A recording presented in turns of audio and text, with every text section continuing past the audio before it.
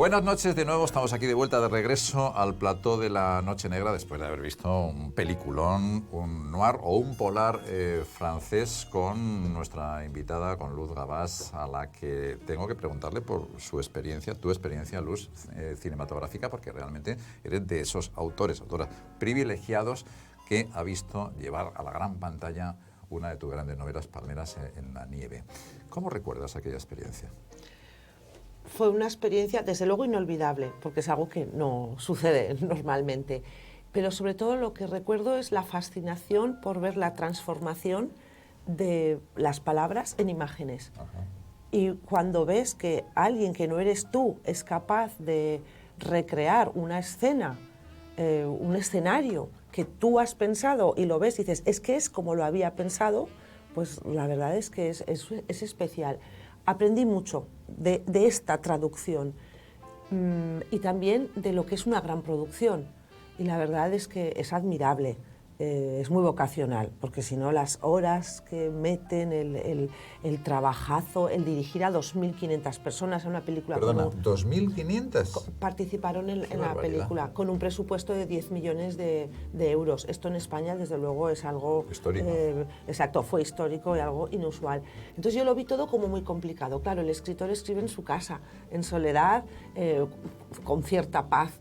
Y hacer películas es intentar hacer algo artístico en un caos de cables, de luces, de personas, de tiendas de campaña donde está el catering o están los aparatos para ir viendo las primeras imágenes. Entonces era todo fascinante. Yo recuerdo esta fascinación, pero a la vez también recuerdo, ¿cómo te lo explicaría? Me sigue gustando más la tranquilidad, la paz del escritor. Tú creaste en Palmeras en la nieve grandes personajes, algunos de ellos francamente inolvidables, que eran los actores, se correspondían cuando tú veías a Mario Casas, por ejemplo, ya en el plató trabajando como Kilian era, ¿no? el personaje. ¿Realmente había una correspondencia entre ellos o tuviste que hacer una adaptación como si fueses un director tú también? Es curioso porque yo, desde luego, cuando escribí la novela no pensaba en un prototipo como Mario Casas, porque mi concepto quizá de héroe era de cine más clásico. Es decir, si yo hubiese hubiese hecho el casting, pues igual hubiese pensado en un cruce entre Gary Cooper y John Wayne, entiéndeme, ¿no? Por eso entiendo que los productores y los especialistas en casting hacen un trabajo muy concreto en el momento correspondiente. Mario Casas daba el perfil. Y cuando lo vi en imagen pensé, claro, es que entiendo que lo hayan cogido. Hablé con él, creo que entendió al personaje. Es un personaje que llega muy pardillo al principio y se va transformando, y esa transformación está. Entonces yo creo que tiene la película escenas brillantes. La escena de la pelea entre los dos hermanos es tremenda, y por lo visto, quiero decir que la vivieron esa escena, Alén Hernández, que hacía de Jacobo, que me encantó cómo lo hizo, y de hecho después de Palmeras en la nieve ha tenido una carrera muy brillante. Alén es que es muy buen actor. Yo creo que el equipo actoral fue fantástico, pero es que fue un conjunto, no solo estos actores, que claro, tenían que ser estos actores porque la producción quería que mucha gente fuera a ver la película, como así fue. Entonces, partes son los actores, partes la música, partes el escenario. Una película es muy compleja, es muy compleja. La película fue un gran éxito, Luz, ganasteis 2 premios Goya, uno por la ambientación, ¿no? Lo decorado, el vestuario. Realmente estuvo a la altura porque tú eres muy detallista en la reconstrucción de épocas, en este caso de la llamada Guinea española. Exige un enorme esfuerzo de documentación, que tú vas a las fuentes, a los periódicos de la época, visitas los territorios. ¿Eso en la película estaba reflejado con ese detalle? ¿Si le dieron el Goya? Se supone que sí, claro. Es curioso, Juan, que me preguntes, porque normalmente me preguntan por el texto, pero no por el contexto. Y yo trabajé mucho con Antón Laguna. Él me enseñaba los dibujos, el director de arte. Y yo le decía, sí, así es como lo había imaginado, pero es que cuando fui a ver los platós en el sitio, en este caso en Teror, en Canarias, donde habían recreado la finca San Paca, es que estaba hasta los botecitos de colonia en la habitación.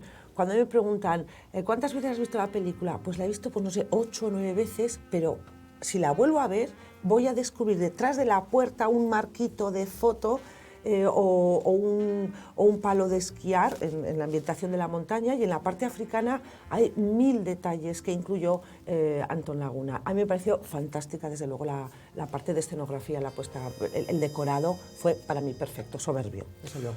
Los detalles son muy importantes, tanto en las novelas como en las adaptaciones cinematográficas, Luz, pero uno de tus fuertes, una de tus virtudes como la gran autora que eres, son los sentimientos, que a veces se desprecian un poco.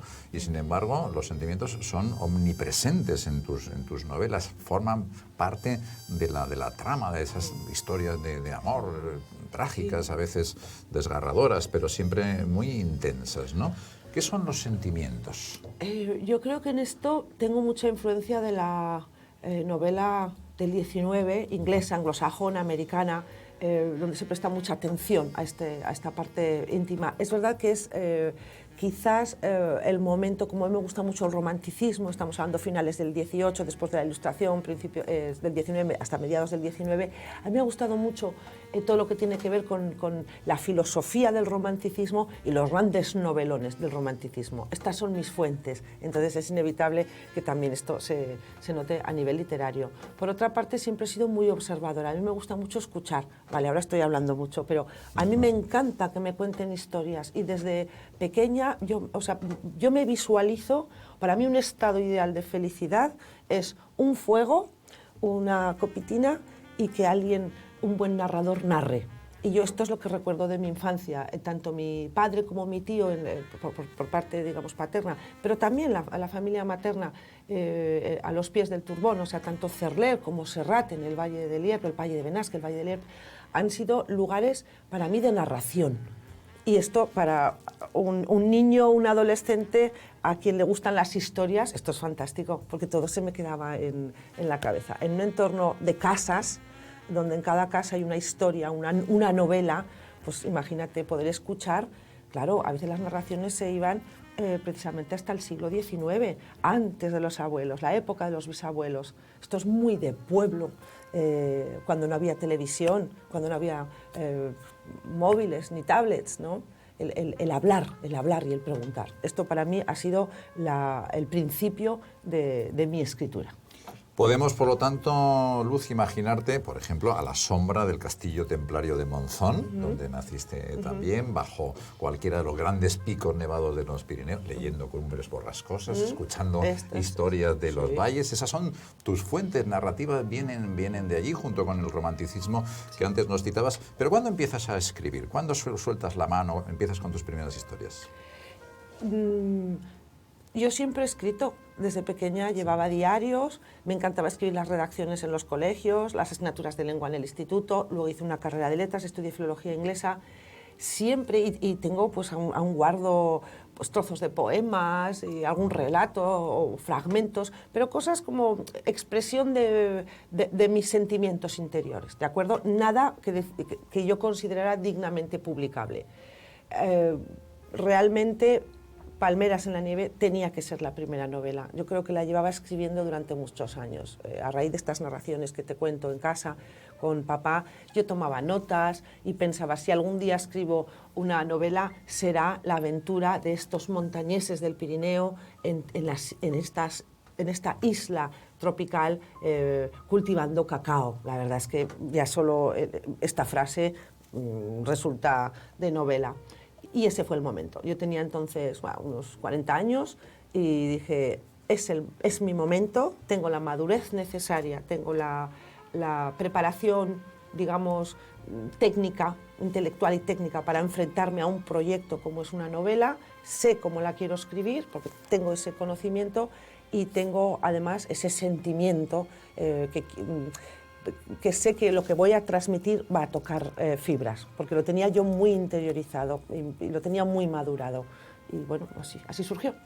Otra de las características de tu narrativa, Luz, es con la facilidad con la que cambias de época. De pronto estamos en el siglo XVI, XVII, con las brujas, de pronto vamos al siglo XIX, como Fuego en el hielo. Esta es una de tus grandes novelas, a mí me encanta. Aquí nos invitas a transcurrir por el siglo XIX español, que sigue siendo muy desconocido, por desgracia, con todos esos alzamientos, levantamientos, con las guerras carlistas, por ejemplo, que son guerras civiles realmente, ¿no? Así es, así es. Es una novela especialmente romántica. Yo quería que fuera el tema romántico, el entorno romántico, porque para los románticos la naturaleza, la mejor naturaleza, la más sublime es la que se encontraba en la alta montaña, por ser el sitio menos civilizado.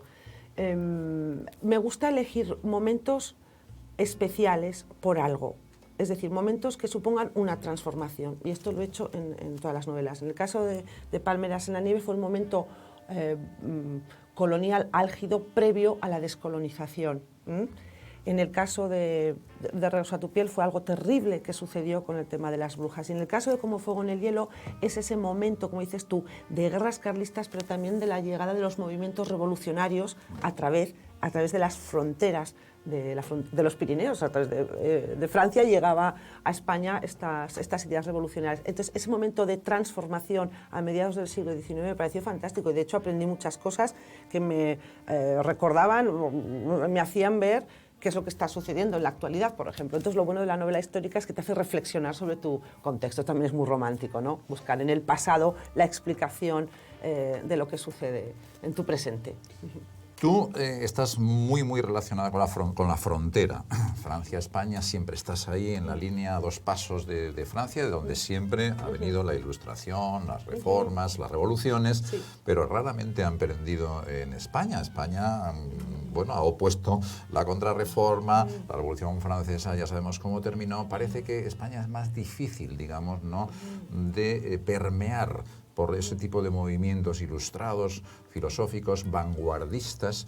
¿Tú crees que los Pirineos han sido un cerrojo a la vanguardia ideológica? Lo han sido, porque claro, la información costaba muchísimo más de llegar, pero bueno, a la larga sí que han ido calando los discursos. Bueno, en cualquier caso, yo creo que ahora ya con las redes, con Internet, todo esto ya, o sea, los Pirineos ya realmente son una frontera física, pero sí que lo han sido. De hecho, los viajeros que escribían sus viajes por España y que descubrieron por eso los Pirineos al tener que cruzarlos, autores cuyas citas nombro o autores sobre los que hablo en la nota de la autora de Como Fuego en el hielo, sí que perciben eso, desde luego, hasta, digamos, bien entrado el siglo XX. Regreso a tu piel, otro bellísimo título, Luz, y aquí, bueno, retrocedemos un poco más en el tiempo, nos vamos a todas esas leyendas de Zugarramurdi, a Salazar, a la caza de brujas que comenzó entonces, a las hogueras y a las leyendas. Tu zona, tu Pirineo, estás saturado absolutamente de leyendas de brujería, casos reales que tú has consultado en los archivos, ¿no?, y que nos has invitado a conocer de primera mano. ¿Eran brujas o eran mujeres adelantadas a su época? En aquel Yo siglo diría XVII. que ni una cosa ni la otra. Aprendí mucho con Regreso a tu piel. Mi visión de la historia cambió con esta novela. Mi visión de la brujería cambió con esta novela. Mi concepto sobre la brujería era el típico que cualquier espectador que nos esté viendo o escuchando puede tener. Reconstruir el contexto sociopolítico de finales del siglo XVI, que lleva a explicar por qué 24 mujeres fueron ejecutadas en 2 meses, 24 mujeres de 7 aldeas muy pequeñitas del Pirineo, para mí fue revelador. Es decir, las leyendas que yo había conocido sobre las brujas eran consecuencia de hechos tremendos que sucedieron en siglos anteriores, en este caso en el siglo XVI, en el territorio del Pirineo, sobre todo en el caso del Pirineo aragonés y catalán, y también del sur de Francia. Pero en el aragonés y el catalán, el 90% de las ejecuciones de mujeres por brujas fueron llevadas a cabo no por la Inquisición, sino por los ayuntamientos de los pueblos. Vaya, esto sí que esto es novedoso, cambia porque la historia. claro, es que cambia la historia y no me lo invento, está toda la documentación en la nota de la autora y personas expertas en el tema de la brujería, que en Aragón tenemos 2 o 3 personas que saben muchísimo de esto, lo han leído y saben que lo que estoy diciendo es una reconstrucción absolutamente plausible, verosímil de lo que sucedió en aquella época. Entonces, el miedo a lo largo de la historia ha conducido a situaciones atroces, pero el origen está en el miedo. Cuando una sociedad tiene miedo, puede pasar cualquier cosa. Y esto es lo que sucedió en aquella época. Vamos con tu última y casi recién salida novela, El latido de la tierra, de nuevo en el Pirineo, en el Prepirineo, esas zonas que también conoces. Una novela hasta cierto punto, yo creo, luz generacional, porque realmente te refieres constantemente a lo que coincidiría con tu formación universitaria a finales de los 80, 90, cuando estuviste en Estados Unidos con tu beca, la movida española. Haces también un homenaje a muchos grupos musicales, pero aquí ya encontramos a estos personajes más adultos. Muchos tienen hijos, se han divorciado. ¿Es una generación perdida la tuya o es una generación, digamos, llena de matices y llena de vitalidad todavía? Llena de matices, desde luego, porque nos han llamado la generación, esta generación que maldita en el sentido de que no ha sufrido una guerra, no hemos pasado hambre, nuestros padres trabajaban y nos daban todo lo que queríamos, fuimos a la universidad. Claro, entonces yo al reflexionar sobre mi generación pensaba, bueno, todas las generaciones tienen su drama, su épica, su tragedia. También la nuestra ha sido una generación de cambio, de transformación. Entonces, un ejemplo, mi generación no pertenece a aquella que dejó los pueblos para buscar una vida mejor en las ciudades. Somos los herederos de esa generación, pero a la vez nos convirtieron en guardianes de unas tradiciones que se perdían. Entonces somos esta generación puente entre el mundo tradicional y la modernidad. Es verdad que todas las generaciones han sufrido sus transformaciones hacia adelante, pero en el mundo rural se ha vivido exactamente igual hasta hace, pongamos, 40, 50 años. Ahora ya no tiene nada que ver con ese mundo que duró siglos. Y nosotros hemos visto esa transformación. Entonces somos los hijos directos de los últimos que vivieron ese entorno rural tradicional tal como había funcionado. Esto también marca, porque te hace vivir una tensión entre precisamente tradición y modernidad, te hace plantear cuál es tu identidad, te hace pensar que tal vez llevas una carga que tú no has pedido. Entonces, de todo esto habla la novela, de cómo llevamos el pasado, ¿no? El pasado muchas veces puede ser un orgullo, pero también puede ser una carga. Y este es el debate interno que tiene la protagonista a lo largo de la novela.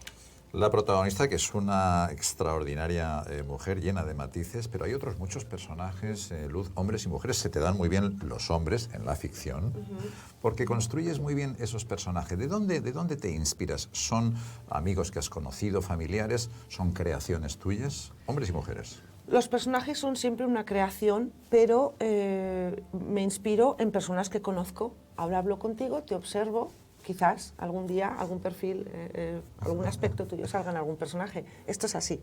Como te decía, me gusta escuchar y observar. Tengo especial obsesión porque los personajes sean verosímiles.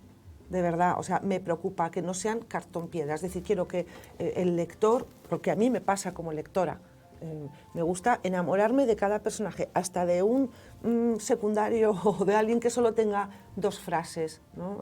Esto es verdad que en la novela, en general la novela anglosajona, al igual que en el cine, se presta el buen cine, quiero decir, presta atención hasta una palabra, una frase. Entonces yo para eso soy muy, muy obsesiva.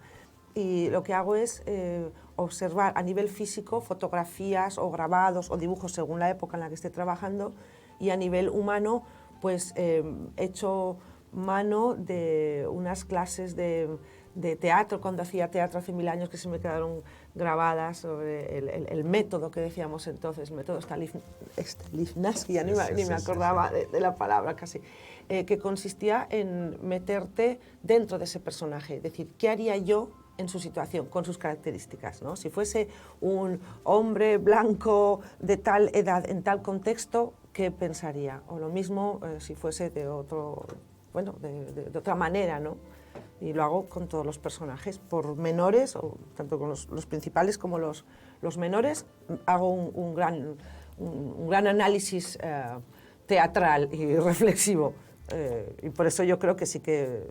Y los mimo a todos mucho. No están de relleno, están porque tienen que estar, forman parte orgánica de la novela. Todos ellos, Luz, y es cierto que hasta el, digamos, más aparentemente secundario tiene su importancia, están sutilmente unidos por una especie de tela de araña que tú tejes con mucho arte, que está, yo creo que inspirada en el amor. El amor es la pasión amorosa, es lo que al final realmente conecta a unos personajes con otros. ¿Sería, por lo tanto, para ti el amor el motor, en principio, de la novela, por encima de otro cualquiera, de la venganza o del poder? Sí, en todas hay una gran historia de amor.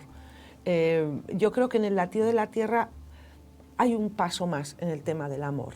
No es solo el amor romántico entre personas, que también, pero habla, por ejemplo, de la amistad, que pocas veces, yo creo que en las novelas en general se centran más en el amor que en la amistad. Entonces, en esta novela hay una revisión sobre la amistad, aquellas personas con las que compartimos tanto en nuestra juventud, en la época del instituto, cómo nos hemos ido transformando, cómo recuperamos esas relaciones, seguimos con ellas o no, y si de repente las retomamos, ¿cómo van a ser? Porque todos hemos cambiado. Hay una escena muy bonita en la novela que yo recuerdo cuando la escribía, digo, vale, está muy mal que lo diga, pero me parecía hermoso. Después de algo terrible que había sucedido entre dos amigas, termina la escena con la ofendida, digamos, invitando a la otra amiga a su cama, como cuando eran niñas, y como diciendo, mira, que ya somos mayores, que esto tampoco es tan dramático, que hay cosas muchísimas peores en el mundo y que nuestra amistad va a estar por encima de estas otras cuestiones, por graves que sean. Y bueno, me parece una escena muy, muy linda porque viene a decir que la verdadera amistad tampoco es tan complicada de mantener, porque necesita solo dos ingredientes, que son cariño y lealtad.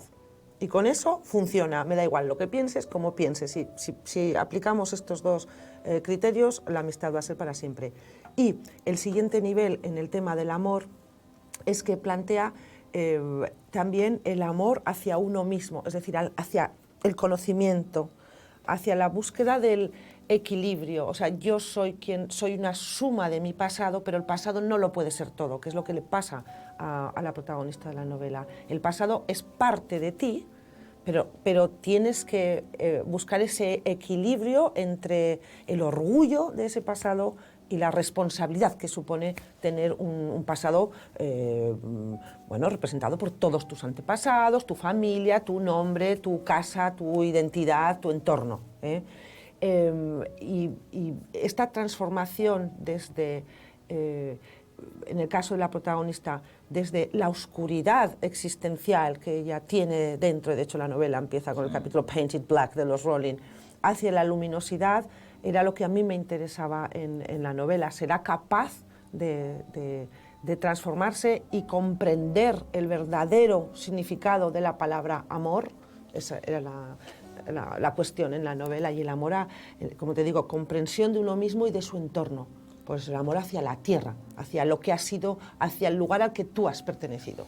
Al gran actor que fue Fernán Gómez le planteaban algunas de estas cuestiones, Luz, y le preguntaban concretamente si él creía que era posible el amor la amistad, entre un hombre y una mujer, y él decía, yo creo que es posible la amistad entre un hombre y una mujer a condición de que el hombre no sea yo. Pero bueno, eso ha cambiado mucho, ¿no? Ha cambiado muchísimo, desde Sí. luego. Yo he tenido grandísimos amigos a lo largo de mi vida, por supuesto. O sea, a ver, yo creo que esto ha cambiado, estamos ya en otra dimensión. Desde luego, yo realmente pienso siempre en personas, no pienso en hombres, mujeres, pienso en personas. Y tengo grandes amigos, grandes amigas. ¿Cómo trabajas, Luz? Mucha gente se pregunta tu método. Vamos a quitar el tabique de tu estudio. ¿Qué vemos? ¿Qué vemos allí? Muchos cuadernos, plumas estilográficas, muchos ordenadores, muchos gráficos, fotografías antiguas que te inspiran. ¿Con qué trabajas? ¿Cómo trabajas? ¿Cuándo trabajas? Al principio es caótico porque cuando me documento es todo un desorden, libros, notas, papeles, luego no me acuerdo dónde lo he apuntado, entonces ya busco otro cuaderno, intento llevar un poco de orden, porque si no, no me acuerdo dónde he apuntado todo. Sí, no hay orden en mi despacho y hay mucho libro, mucho cuaderno, muchos papeles, sí, mesas, hay 3 mesas en el despacho, llenas de cosas. ¿Y está la inspiración? ¿Está la musa? ¿Está también allí? No, están las ganas de trabajar. Sí. Esto de la inspiración, yo creo, es algo también sobre lo que he reflexionado. Yo creo que la inspiración aplica muy bien, por ejemplo, a la poesía. Porque ahí sí que influye mucho tu estado de ánimo, cómo estás un día en concreto, esa sensibilidad, cómo tienes esa sensibilidad para conseguir esta idea condensada en 2 versos, ¿no? Pero en una novela de estas características, donde hay tanta arquitectura, tantos personajes, cuando me siento a escribir la tengo ya muy pensada, muy pensada. Entonces se trata de sentarte a escribir todos los días en horario de oficina. Y levantarte y sentarte, o sea, levantarte de la cama, que decir, arreglarte y sentarte en la mesa para trabajar. Para mí es más constancia y método que inspiración, sinceramente. Es mucha reflexión y vueltas y vueltas y vueltas a una idea. Cuando estás escribiendo una escena cualquiera de las muchas escenas dramáticas que ya has creado, ¿tú también te emocionas, te conturbas, tienes ganas de llorar, de reír en ese momento? En algunas sí. O sea, yo recuerdo varias. Por ejemplo, en Regreso a tu piel, es que no quiero desvelar nada, pero hay una escena que cuando la describí decía, madre mía, qué escenón. Esta no digo nada. En la de Palmeras en la nieve, cuando describía el fallecimiento de un personaje importante, la verdad es que sí que lo recuerdo con emoción, porque era como... estaba escribiendo sobre el final de su vida, pero de alguna manera también era el final de la novela, en la que tienes que recuperar las imágenes que está recuperando el personaje y también las imágenes que yo, escritora, he empleado en la novela, de alguna manera está abordando ese final. Entonces sí, ahí recuerdo que sufrí y me caían las lágrimas. Y en El latido de la tierra, como ha sido una novela generacional, de mi generación, y me ha hecho reflexionar tanto sobre situaciones, momentos, épocas de los últimos, pongamos, 30 años de España en general, de mi zona en concreto, de mi entorno en particular, sí que ha habido descubrimientos y ha habido una revisión de hechos que sucedieron analizados desde mi perspectiva actual. Sí. La muerte también está presente, no puede ser de otra manera en tus grandes novelas, Luz, pero yo tengo la sensación de que tú tienes una fórmula para que resucite el ánimo del lector, que es la propia tierra, es la naturaleza, son las raíces, eso no muere, eso vuelve a renacer como las nieves, ¿no?, en tus eternos Pirineos. Ahí hay una religión tuya, sí, con la naturaleza, yo creo, ¿no? Es desde luego, es una religión, también es un concepto... Sí que es verdad que es un concepto así como muy romántico, pero yo creo que tiene que ver también con el momento en el que vivimos, posmodernidad, poshumanismo, una época que se conoce como la modernidad líquida, es decir, los grandes discursos ya no existen, se han disuelto, y cuando uno no tiene un discurso sólido al que aferrarse, siente, pues desde luego, siente vértigo e incluso una angustia existencial, la soledad del ser humano ante lo inexplicable. Es cierto que la naturaleza tiene el gran poder de aplacar y de calmar y de sosegar, porque te das cuenta, como sucede siempre ante lo sublime, incluso ante el concepto de Dios, que no eres tan importante, que es que tú no eres el centro del universo, que el centro del universo es esa hierba que vuelve a crecer año tras año. La cortes o no, la dejes, da igual, va a hacer lo que quiera. La naturaleza se apodera. Si no cuidases una casa en medio de un campo, en 10 años ya tienes la maleza prácticamente comiéndosela, ¿no? Es fascinante este poder recurrente y cíclico, inmisericorde que tiene la naturaleza. Y a mí me sienta bien, bueno, y a muchas otras personas también, pero yo creo que ese es el punto importante que tiene la naturaleza. Pues con ese mensaje de amor a la naturaleza, lleno de poesía y también de un cimiento creativo e ideológico tan sólido como el que disfrutamos en sus novelas, despedimos por ahora, por el momento, a esta Luz Gabás que se nos ha presentado esta noche pues, en su intimidad creativa, con una gran sinceridad y con esos grandes valores que ella tiene y ha trasladado a sus novelas. Enhorabuena, Luz, hasta pronto, hasta siempre. Muchísimas gracias, Juan. Un placer siempre conversar contigo.